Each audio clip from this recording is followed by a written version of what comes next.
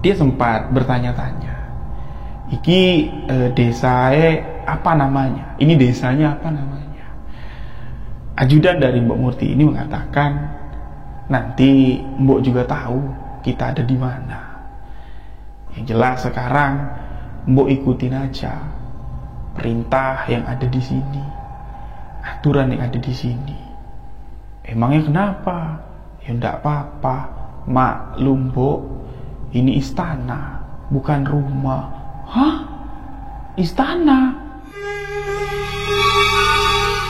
Suara sinden lah, suara orang teriak-teriak kayak hei, pokoknya rame lah ya. Dan seketika saja suara keramaian tersebut, hiruk pikuk tersebut senyap seketika, kayak dem gitu. Betul-betul kayak tidak ada suara apa-apa. Tidak lama itu kayak burung gagak itu ramai sahabat-sahabat melewati atap kamar Mbok Murti ini. Dan acara itu kembali berjalan lagi.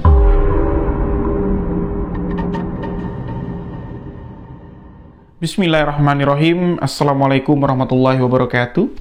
Kembali lagi bersama saya, Rio Wijaya, di sebuah kisah misteri.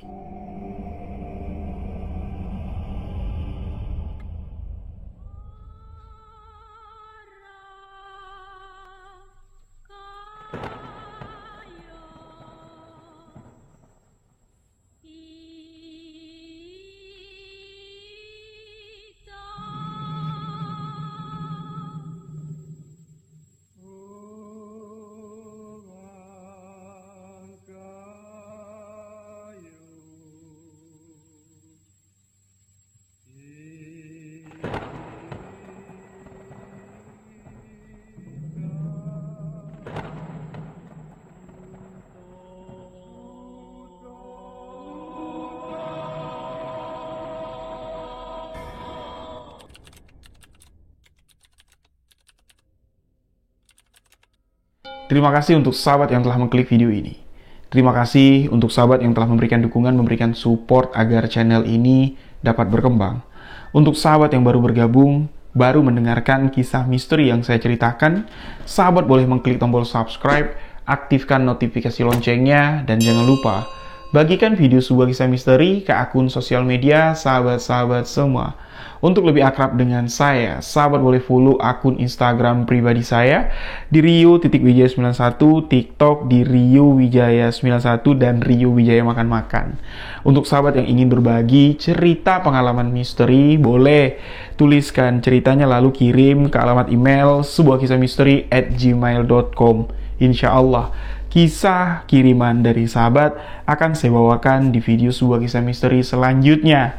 Nah, untuk yang kemarin masih nanya di kolom komentar video sebelumnya, Bang Rio gimana caranya ikutan PO Hoodie? Yuk, saya jelaskan, simak baik-baik. Di bawah ini ada nomor WhatsApp admin. Di deskripsi nanti saya tuliskan juga, di kolom komentar akan saya sematkan juga nomor WhatsApp admin. Untuk sahabat-sahabat yang berminat PO Hoodie, bisa hubungi nomor tersebut, nanti akan diarahkan gimana caranya ikutan PO dan berapa harga per satu hoodie-nya. Nah, kita rencanakan PO akan tutup di tanggal 19 Februari. Tapi rasa-rasanya tidak sampai tanggal 19 Februari.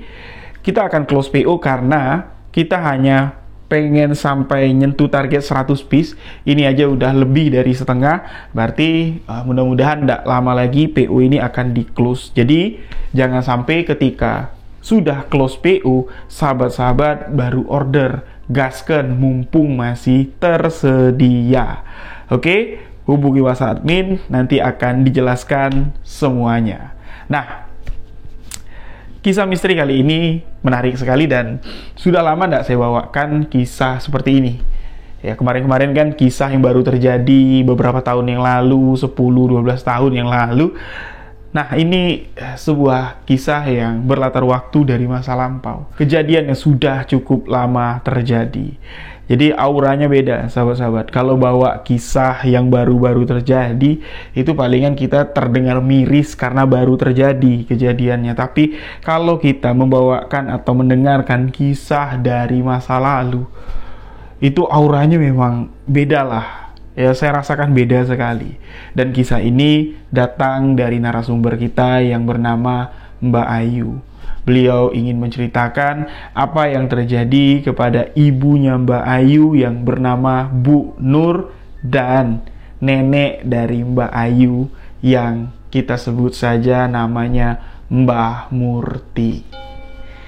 Jadi Ayu nama asli, Bu Nur ini nama asli, cuma nama almarhumah nenek dari Mbak Ayu saja yang kita samarkan. Jadi Mbak Ayu menceritakan di masa lampau ketika Bu Nur, ibu dari Mbak Ayu ini masih berusia 11 tahun. Nenek Mbak Ayu, Mbok Murti ya, itu di kampungnya ya, dikenal sebagai orang yang jago masak. Jadi setiap ada acara, setiap ada kumpul-kumpul lah, hajatan, sunatan, selamatan, sedekah bumi, ya pastilah Mbok Murti ini yang dipercaya untuk memimpin ibu-ibu yang bersuadaya membantu acara untuk masak-masak.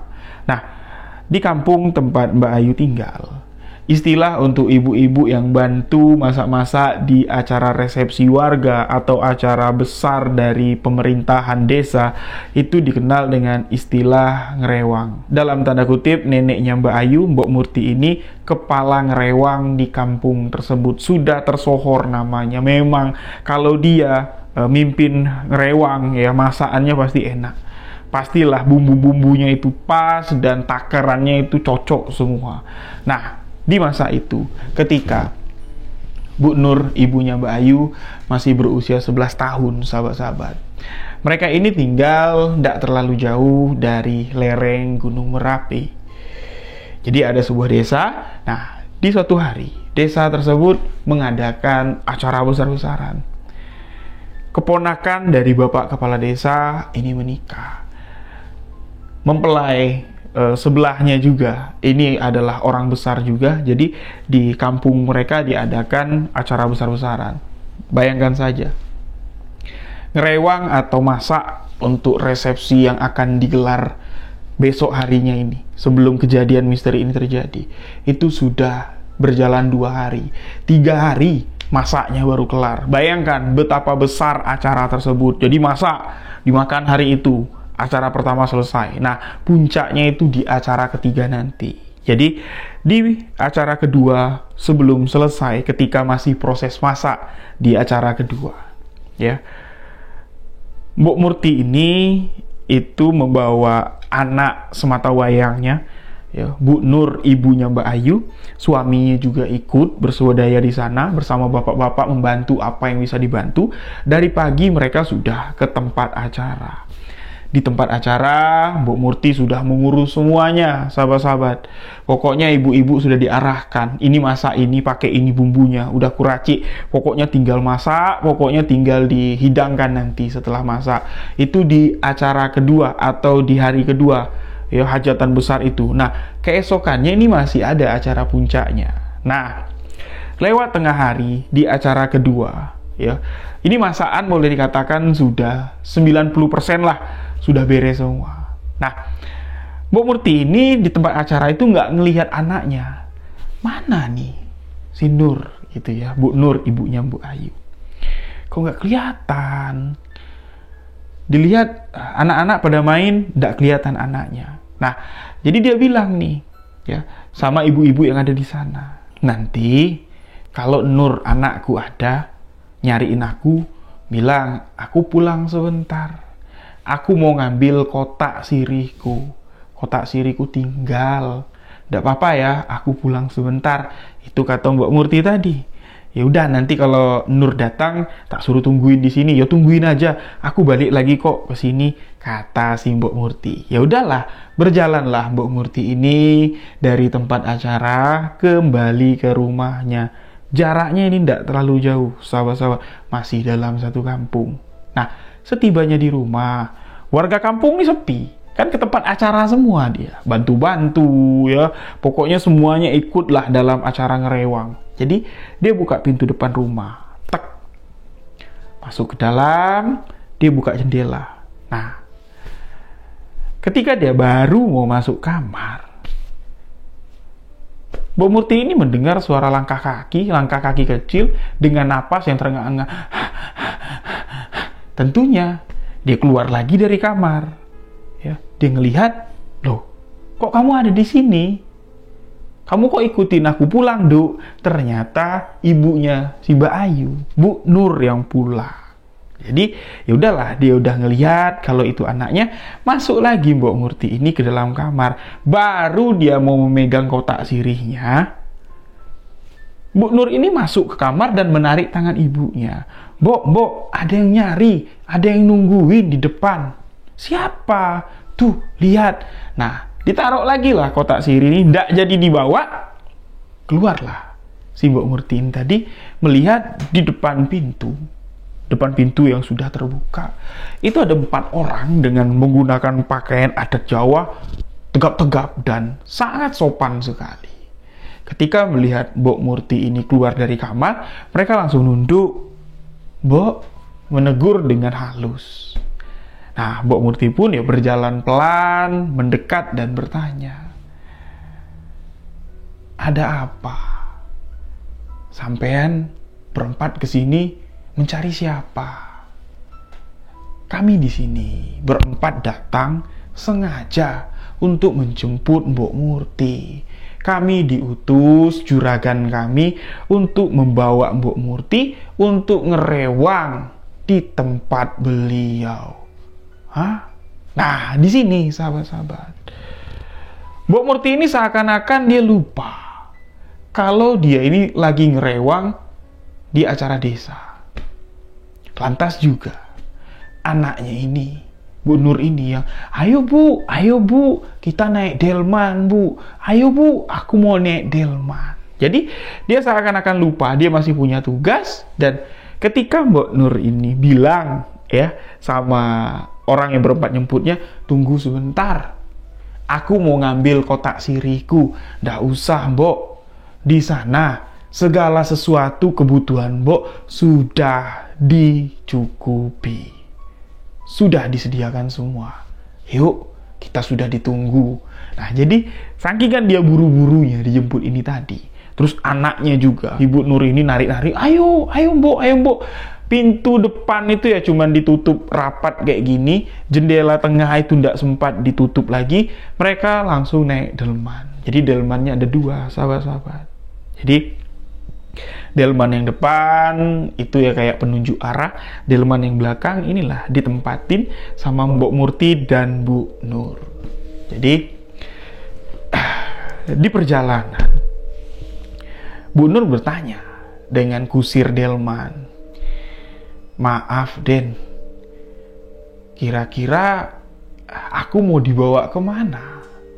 Siapa juraganmu yang mengutus untuk menjemput aku?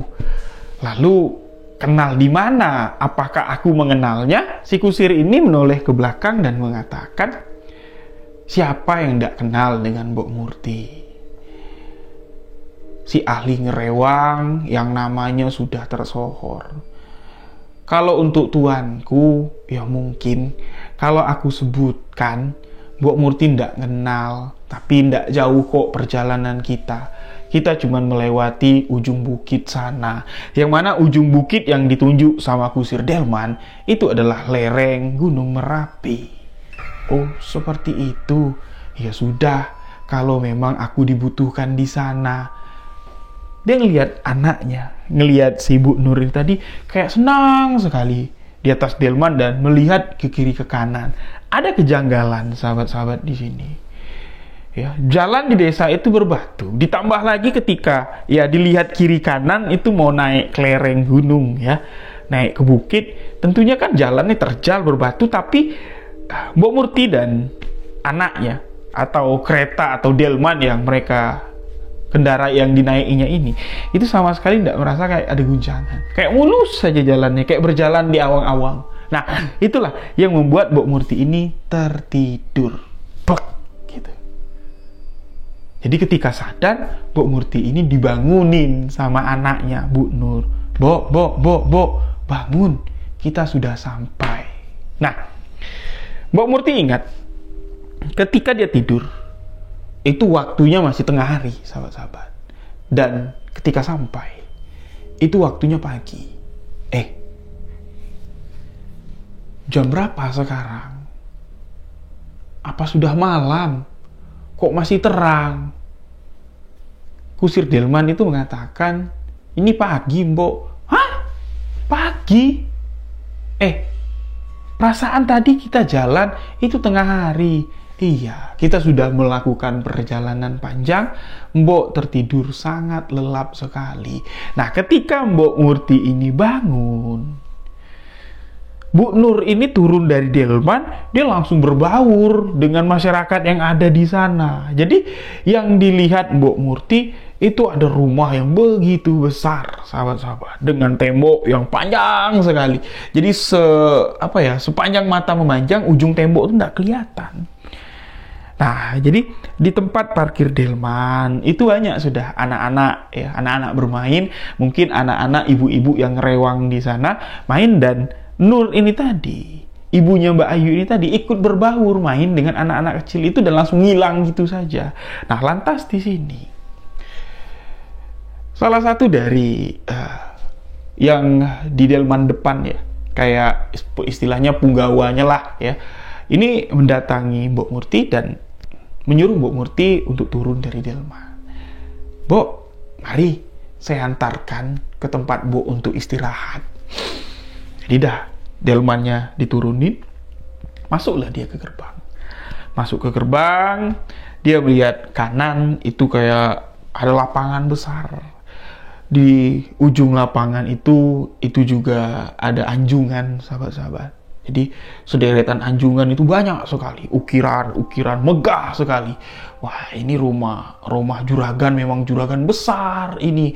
Terus juga ya di sekeliling itu banyak sekali pohon-pohon beringin dan rindang, sahabat-sahabat. Nah, melewati jalan setapak, masuk ke kiri. Nah, ternyata di kiri itu ada lapangan yang lebih besar lagi, dan di situ sudah banyak tungku yang berdiri. Tapi tungkunya belum ada yang menyala. Ibu-ibu di situ sudah banyak yang ngupas-ngupas bawang, bersih-bersihin sayur dan segala macam, tapi belum ada yang masak, belum ada yang menumis. Nah, jadi Mbok Murti ini ngeliatin aja. Nah, orang-orang yang ada di sana, itu ketika Mbok Murti ini lewat, itu kayak nggak memperhatikan dia. Kayak lewat, kayak gitu aja, ya sibuk lah orang ini ngapain gitu, ngupas atau apa, dan ditunjuklah satu dari sekian banyak ibu-ibu yang ada di sana untuk menjadi asisten Mbok Murti ini tadi. Mbok, ini yang akan membantu Mbok nanti. Mbok ndak usah repot-repot mau ngapain, ngupas-ngupas atau apa. Mbok di sini ditugaskan sama majikanku atau tuanku lah istilahnya, cuman untuk ngerewangin aja, mengawasi mereka masak saja, bukan untuk kerja berat. Jadi Mbok tinggal perintahkan saja apa yang harus dibuat. Nah, di situ nunjuk nih ke satu arah ada pintu, di situ kamar tempat Mbok istirahat. Di situ ada meja, sahabat-sahabat, ada kendi, ada buah-buahan. Itu kendi khusus untuk Mbok minum. Itu makanan, buah-buahan khusus untuk Mbok makan. Jadi mendengar perkataan itu, Mbok Murti ini yang mungkin aku ini dispesialkan. Nah, Mbok Murti pun bilang nih sama punggawa ini, tolong panggilkan anakku. Aku takut kalau kelakuannya itu bakal ya bikin kalian repot. Anakku itu sedikit nakal. Ya, si punggawa ini mengatakan, ndak usah risau kan. Di sini banyak anak kecil-kecil, ndak apa-apa. Pasti dia senang main di sini. Ya sudah, kalau seperti itu, aku mau masuk dulu. Nah, ketika mau masuk ke dalam kamar, Mbok Murti ini diikutin nih sama ajudannya yang perempuan ini tadi. Bahkan pintu kamar itu pun dibukain. Nah, ketika dibukain, di situ sudah lengkap sahabat-sahabat. Tempat tidurnya bersih, ya, rapi. Ada meja riasnya, lengkap dengan zaman dulu tuh gincu bahasanya ya, make upnya. Nah, di situ ada kotak sirih. Itu yang dikejar sama si Mbok nih tadi dulu, Mbok Murti ini. Dibukanya, wah, sirihnya lengkap. Dia nyirih dulu lah. Nah, kan dari tadi dia mau nyirih, nggak dapat-napat. Apalagi dia bilang perjalanannya sudah seharian, ibarat candu rokok, udah asem nih, mau ngerokok kayak gitu. Jadi ya duduklah dia nyirih. Sambil nyirih, di depannya itu jendela, dia ngelihat orang-orang pada masak. Orang-orang yang lagi ngerewang ini itu kayak main diem-dieman, nggak ada yang berkomunikasi, fokus saja kerja sendiri-sendiri. Nah, dia bertanya sama asistennya yang perempuan ini tadi, "Nduk, ini acara apa? Sudah berapa lama ngerewang di sini berjalan? Kok belum ada yang masak?" "Baru, Mbok. Baru Mbok datang, kami pun baru kumpul." "Oh, berarti baru mau dimulai ya. Ini acaranya besar. Ini banyak nih yang mau dimasak. Tungkunya aja 9. Bayangkan, tungku masaknya itu 9. "Nggih, Mbok. Acara ini acara penobatan. Penobatan pemimpin baru." "Oh, kepala desa baru ya?" Itu yang terpikir sama Mbok Murti. "Nggih." Itu aja yang dijawab sama ajudannya Mbok Murti ini tadi. Nah, jadi ajudannya Mbok Murti mengatakan, "Nanti Mbok, kalau Mbok lelah mau mandi, di lemari itu sudah lengkap. Ada pakaian bersih. Mbok bisa pakai, Mbok bisa pilih yang mana Mbok suka." "Oh, seperti itu ya? Makasih ya. Nah, aku tinggal dulu, Mbok. Nanti Mbok kalau sudah cukup istirahatnya, bisa langsung ke sana. Aku ada di sana." Nunjuk ke kerumunan ibu-ibu yang sedang sibuk masing-masing. Dahlah, keluar ajudannya tadi. Mbok Murti ini mau membuktikan, sahabat-sahabat. Membuktikan apa yang dikatakan oleh ajudannya tadi. Betul nggak? Di dalam lemari itu ada baju. Dibuka sama Mbok Murti, alangkah dia terkejutnya. Bagus-bagus bajunya. "Wah, ini kebaya mahal semua. Ini baju keinginanku semua." Wah, senanglah hati Mbok Murti tadi dan semangatlah dia untuk memulai ngerewang pada hari itu.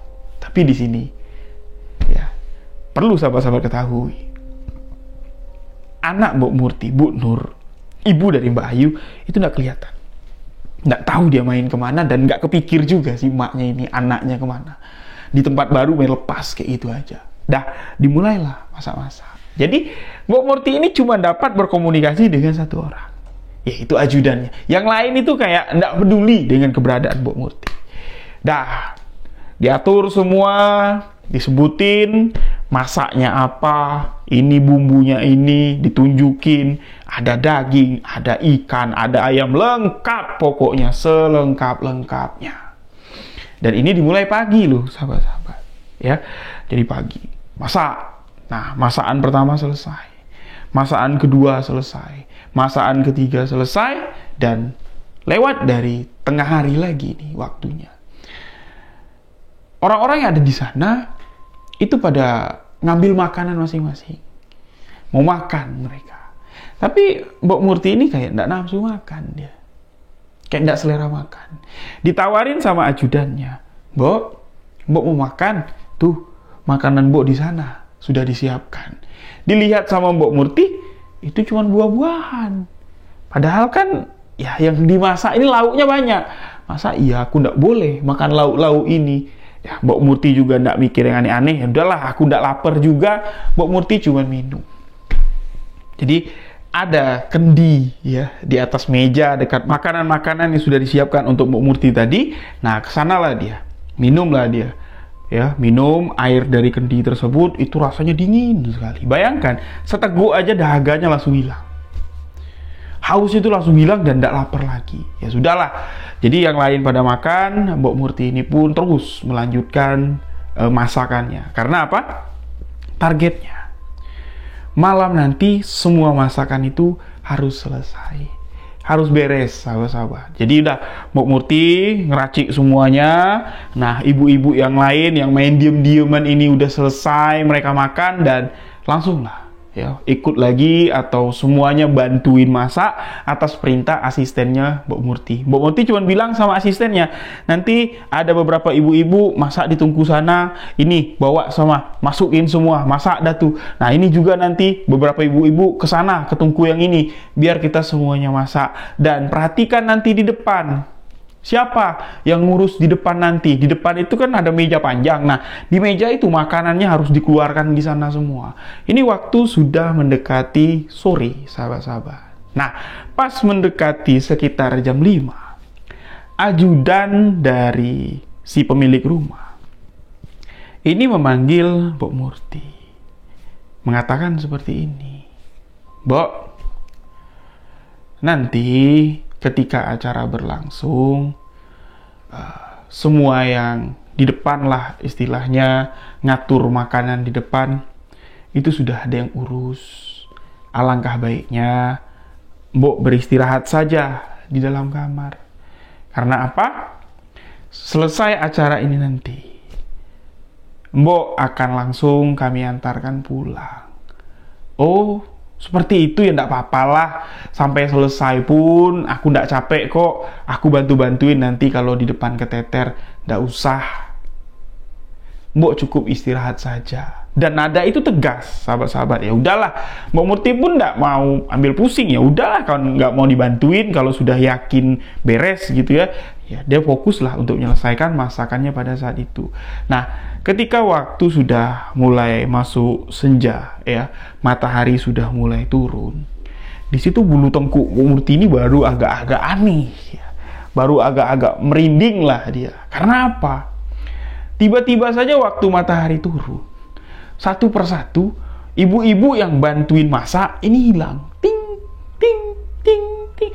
Nggak tahu kemana. Kalau pulang nggak tahu pamitnya lewat mana, pulangnya lewat mana, hilang aja. Sekelibat Mbok Murti balik sini hilang satu, sekelibat lagi hilang satu. Sampai di mana? Ya tinggal Mbok Murti berdua dengan asistennya ini tadi.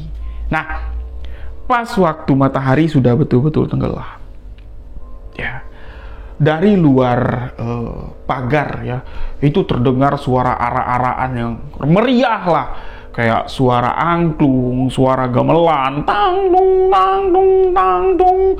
Kayak ini resepsinya atau acaranya sudah mau dimulai. Nah, Mbok Murti bilang, lantas makanannya ini gimana? Siapa yang akan membawanya ke depan? Ajudan dari Mbok Murti tadi bilang, nggak usah khawatir, itu bukan urusan kita. Tugas Mbok Murti sudah selesai. Yuk, saya hantarkan ke kamar untuk istirahat. Kalau mau mandi, biar saya hantarkan untuk ke sendang. Jadi mandinya itu nggak ada di kamar mandi, sahabat-sahabat. Jadi ternyata di belakang itu ada kayak sendang ya, kayak ada pemandian. Nah, sore itu disitulah Mbok Murti ini mandi di sendang tersebut. Nah, ketika dia mandi, dia sempat bertanya-tanya, iki desae apa namanya? Ini desanya apa namanya? Ajudan dari Mbok Murti ini mengatakan, nanti Mbok juga tahu kita ada di mana. Yang jelas sekarang Mbok ikutin aja perintah yang ada di sini, aturan yang ada di sini. Emangnya kenapa? Ya enggak apa-apa. Maklum, Mbok, ini istana, bukan rumah. Hah? Istana? Oke. Ternyata aku ada di istana. Ini istana mana? Di daerah mana? Katanya perjalanannya sehari semalam. Mbok Murti pun terus melanjutkan mandi sambil bertanya-tanya. Nah, selesai mandi, Mbok Murti diantarkan ke kamar. Ajudan dari Mbok Murti ini pun berpamitan dengan satu pesan. Mbok, nanti ketika acara berlangsung, sesuai dengan apa yang dikatakan ajudan tadi, Mbok di kamar saja. Sebelum ada yang menjemput, Mbok jangan membuka pintu atau mengintip. Aku pun mau istirahat, nih capek. Tapi nanti tolong liatin anakku ya. Kalau anakku ngerecokin di depan, antarkan ke sini. Iya, Mbok. Iya. Kan si Ibu Nur ini kan belum tahu nih kemana dia. Ya sudahlah. Jadi ya selama di kamar, sahabat-sahabat, Mbok Murti ini sibuk dia gonta-ganti baju. Ya, karena baju ini baju kesukaan dia semua. Wah, ini kebaya warna biru, kebaya warna emas, pakai batik yang ini. Wih, kelihatan aku masih muda, masih cakep, kayak gitu ya kata Mbok Murti ini tadi. Nah, jadi sekiranya udah mendekati hampir jam-jam 9 lah, itu semakin terdengar hiruk pikuk di depan itu ramai, sahabat-sahabat. Ya, suara sinden lah, suara orang teriak-teriak kayak hei, pokoknya rame lah ya. Dan seketika saja suara keramaian tersebut, hiruk pikuk tersebut senyap seketika, kayak dem gitu. Betul-betul kayak nggak ada suara apa-apa. Nah, Mbok Murti ini bingung, loh ini ada apa? Kok nggak kedengaran apa-apa? Kok nggak ada apa-apa gitu? Barulah di sini Mbok Murti ini merasa kayak ini ada yang aneh nih. Kayaknya tempat ini bukan tempat biasa kayak gitu ya. Jadi Mbok Murti ini memberanikan diri ngintip dari jendela. Pelan-pelan ya, tirai jendela itu dibuka. Jendelanya didorong, dia ngeliat di luar itu gelap gulita. Yang mana sebelumnya terang menerang. Ya istana lah, acara meriah, obor di mana-mana, penerangan di mana-mana. Loh kok ini gelap gulita? Nggak kelihatan apa-apa. Aku di mana? Jadi dia nggak berani nih untuk buka pintu itu lagi, buka jendela itu lagi, ditutup lagi sama Mbok Murti. Nah, nggak lama itu kayak burung gagak itu ramai sahabat-sahabat melewati atap kamar Mbok Murti ini. Wah, wah, wah. Dan acara itu kembali berjalan lagi. Ramai lagi. Wah, suara gendang, suara penari, pokoknya suara sinden, heboh, seheboh-hebohnya. Dan Mbok Murti di sini semakin penasaran. Ini acara apa? Ini hajatan apa? Aku ini di mana? Kok tadi hilang? Nah, biar nggak penasaran dalam hati Mbok Murti ini, aku intip lagi. Dibuka lagi, tirainya pelan-pelan, didorong lagi sama Mbok Murti.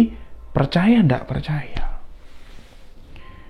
Istana itu ada, tapi besarnya atau luasnya tempat Mbok Murti masak tadi, dandang atau gentong tempat Mbok Murti minum tadi, itu ukurannya 4 kali lipat dari yang tadi.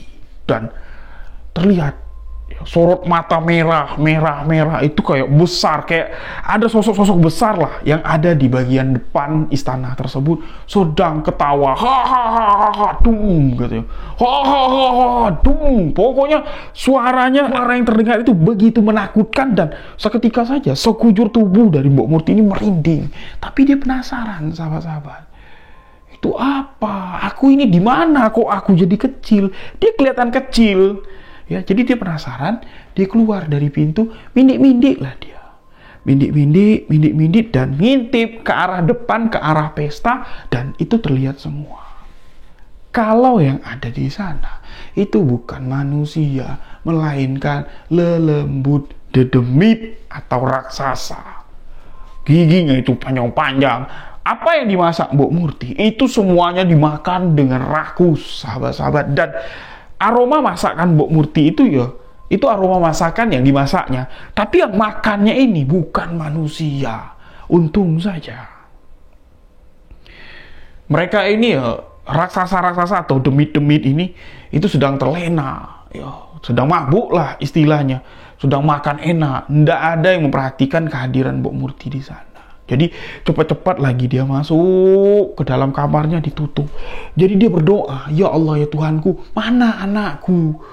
Anakku mana? Jangan-jangan anakku disantap sama raksasa itu.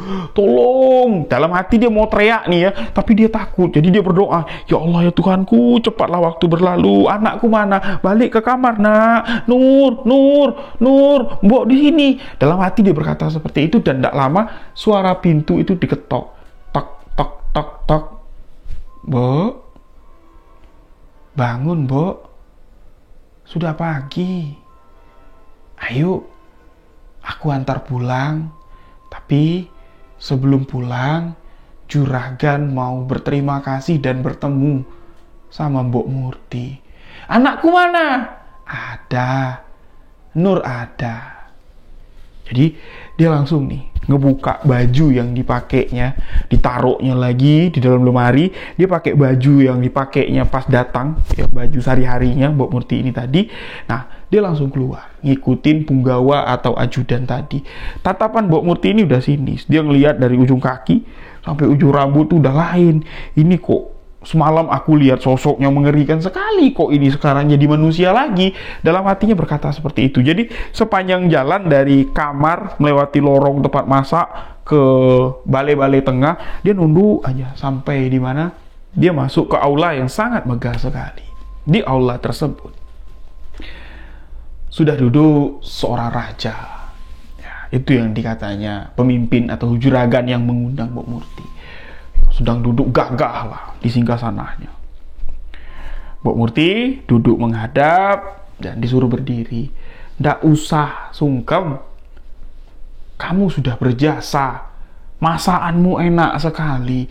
Memang betul yang dikatakan orang-orang. Kamu yang terbaik untuk ngerewang. Terima kasih. Makasih Tuhan. Ampun kalau aku ada salah. Izin aku mau pamit. Yo. Kamu akan diantarkan pulang, selamat, tidak kurang satu apapun. Tapi sebelum pulang, nih, aku beri kau hadiah sebagai ucapan terima kasih. Itu kotak. Persis seperti kotak siri yang dimiliki Mbok Murti di rumah. Persis sekali. Sama persis. Nih, terima. Tapi jangan kau buka sebelum sampai di rumahmu. Diterima sama Mbok Murti dan Mbok Murti bertanya, anakku, mana anakku? Aku mau pulang. Anakku juga harus pulang. Anakmu sudah di rumah. Dia semalam nangis, minta antarkan duluan. Tentunya Mbok Murti terkejut dan segera dia minta antar pulang. Karena cemas nih, dengar anaknya sudah pulang duluan. Udahlah, ya pamitan. Kotak itu tidak boleh dibuka sebelum sampai di rumah dan di perjalanan. Mbok Murti ini tidak berani ngelihat kiri kanan. Dia cuma merem aja dan waktunya cepat sekali, sahabat-sahabat. Dia nggak ketiduran, dia nggak apa, tiba-tiba sudah sampai di depan rumahnya. Kayak waktu sekejap aja lah, dia naik kereta, keluar dari wilayah tersebut, tiba-tiba sampai ke rumahnya.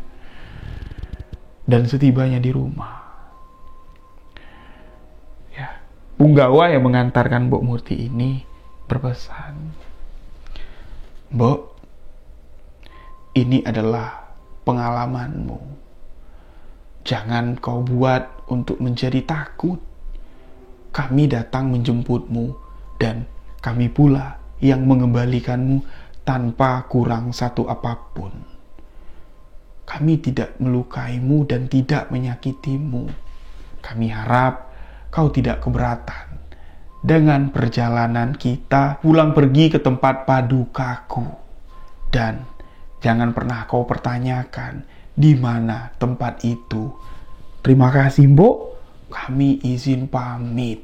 Nah, jadi Mbok Murti ini tidak ngomong apa-apa, dia cuma gemetaran tangannya tuh, megang kayak gini dan kereta itu hilang. Kereta kuda itu hilang sekejap mata. Langsung dia ngelihat kereta kuda itu hilang, dia langsung masuk ke dalam rumah. Nah, jadi pintu rumahnya itu ketutup, sahabat-sahabat. Ya, itu didorong sama Mbok Murti, dia masuk ke kamar dan kotak sirinya itu ditaruh di bawah bantal, dia langsung tiduran kayak gini. Jadi seakan-akan orang itu tidak ada yang tahu kalau Mbok Murti ini pulang. Nah, tidak lama lah, kurang lebih sekitar sejaman lah. Ya, tiba-tiba ada suara anaknya, suara Bu Nur, ada suara suaminya, suami dari Mbok Murti tadi. Melihat Mbok Murti itu sedang tertidur di atas ranjang di dalam kamarnya, teriak, tolong, woi, istriku pulang. Rame orang datang, sahabat-sahabat. Mbok Murti pun bangun dan kayak orang linglung. Kenapa? Kenapa? Kok pada rame? Kamu yang kenapa? Kamu dari mana? kamu dari mana? Kok ngilang? Kata suaminya Mbok Murti. Yang lain juga pada mengucap syukur. Alhamdulillah, Allahu Akbar. Weh Murti, dari mana kamu? Sadar, sadar. Nah, jadi Mbok Murti ini keluar dia. Apa sih? Keluar dari kamar, dibawanya kotak sirinya tadi. Dibawanya, ditaruhnya di ketiak kayak gini, dan dia ngebuka jendela ruang tengah. Nah, disitulah dia bilang, kenapa kalian kumpul-kumpul kayak gini? Aku cuman pergi semalam, kok kayak pergi berbulan-bulan. Semalam dasmu, kata suaminya Mbok Murti. Kamu itu sudah lebih dari seminggu ndak pulang ke rumah. Kamu dari mana? Kamu lihat si Nur. Nangis sampai matanya bengkak nyariin kamu. Hah? Nur? Nah, dia ngelihat Nur itulah baru sadar. Dia ngelihat Nur itulah, dia ngelihat anaknya itu dia baru sadar. Kalau dia sudah melakukan perjalanan dari dunia antah berantah. Di situ Mbok Murti tidak lagi. Dia mau jantungan. Sesak napasnya dan dia bercerita. Kalau dia baru saja diantar oleh seseorang, diceritakan semua kalau anaknya ikut, ya padahal anaknya itu tidak kemana-mana, sama suaminya, sama orang kampung itu nyariin kamu kemana-mana, hilang, tidak ada jejak, pintu rumah terbuka begitu saja, kami pikir kau diculik atau kau sengaja kabur, kayak itu. Acara rewangan di rumah Bapak Kepala Desa pun berantakan gara-gara semua orang nyariin kamu, kayak gitu. Nah jadi ya diceritain lah sama Mbok Murti tadi, dia dijemput, terus melakukan perjalanan, anaknya ikut sampai di sana dia ngerewang dan segala macam. Dia ngelihat sosok-sosok yang mengerikan dan menakutkan, itu bikin orang merinding, sahabat-sahabat. Nah jadi ketika diceritain kalau dia dapat hadiah, nah itulah seluruh warga itu nyuruh buka apa hadiahnya. Itu kotak sirih, tapi mirip sekali dengan kotak sirihku. Nah, jadi sebelum kotak sirih yang ada di depan jendela itu dibuka, yang dibawanya ditaruh di ketiak, ya, hadiah dari Raja Demit tadi itu ditaruh di sana. Ya, sebelum dibuka, dia ke kamar nyari kotak sirihnya. Nah, kata suami Mbok Murti, kotak sirihmu ndak ada, hilang bersama kamu. Ya itulah kotak sirihmu. Mana ada kotak sirih lain lagi? Yaitu kotak sirih kamu. Masa iya? Perasaan ini tadi dikasih sama raja itu. Ya sudah, buka aja. Nah, itu dibuka, sahabat-sahabat. Dibuka, begitu dibuka, di atasnya itu daun sirih kering, nggak ada apa-apa. Selembar dibuang, selembar dibuang, selembar dibuang. Ketemulah, ya, putih kayak kapur. Wah, ini kapur. Nah, dibuka lagi bawahnya, barulah ketemu bekas potongan pinang yang sudah mengeras, berubah warna menjadi kuning. Dan itulah ternyata hadiah yang diberikan oleh Raja Demit, penguasa lereng Merapi, sebagai upah ngerewang yang dilakukan Mbok Murti. Emas sebesar ujung kelingking, berbentuk pinang. Jadi orangnya terkejut. Itu emas, itu emas, itu emas. Ada yang ngetes digigit, ada yang ngetes digetok. Itu pure emas. Nah, jadi saking penasarannya nih, emas atau enggak, dicek, ya, dibawa nih ke pasar, dan itu dikatakan emas asli, dan nominalnya kalau dijual fantastis. Nah, jadi itulah, ada perdebatan yang mengatakan kalau emas ini dijual, kau jadi tumbalnya, atau anakmu yang jadi tumbalnya. Tapi Mbok Murti punya keyakinan begini, ini aku diberikan secara ikhlas, dan aku di sana bukan minta. Ya, aku datang ke sana bukan minta emas atau minta sesuatu atau minta kekayaan, malah aku yang diminta untuk membantu. Ya, ini upahku dan aku rasa ini hakku. Aku jual pun tidak ada resikonya. Dan inilah Mbok Murti ini, ya, dia memang orangnya tidak neko-neko, ya. Dia bilang sama seluruh warga desa, kalau ini terjual dan terbukti tidak ada efek apa-apa, seluruh uangnya kita gunakan untuk pembangunan desa ini. Setujulah warga desa. Dijual dan uangnya dijadikan untuk pembangunan desa. Masjid dibangun, yang tadinya langgar dijadikan masjid. Pengairan sawah yang susah selama ini, itu dari duit emas itu tadi, sawahnya jadi subur, air pada ngalir deras. Nah, desa itulah akhirnya dinobatkan menjadi Desa Sri Murti. mengambil dari nama almarhumah neneknya Mbak Ayu, yaitu Mbok Murti. Tapi namanya Mbok Murti bukan nama asli ya. Nama desa itu ada namanya. Memang tidak diizinkan untuk disebutkan. Karena pembangunannya itu adalah hadiah ya, emas yang dihadiahkan oleh Raja Lelembut yang ada di lereng Merapi atas bantuan dari Mbok Murti untuk menjadi rewang atau ngerewang di acara pelantikannya menjadi Raja Gaib di sana.